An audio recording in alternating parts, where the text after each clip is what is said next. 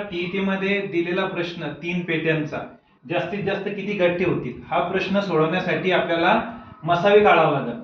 मसावी म्हणजे मोठीतली मोठी संख्या, पण अशी संख्या जी दिलेल्या तिन्ही संख्यांना भाग गेला पाहिजे।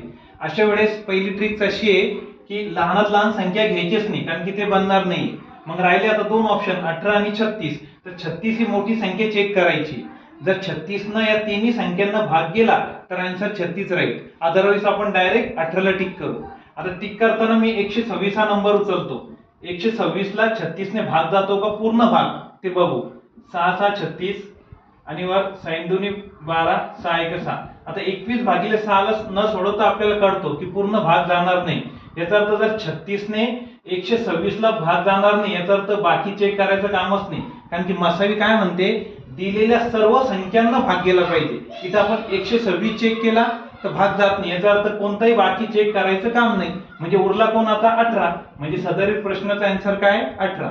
याचा आन्सर 9 होणार नाही, कारण की 9 चा भाऊच मोठा 18 आहे। मग मोठीतली मोठी संख्या झाली 18। थँक्यू।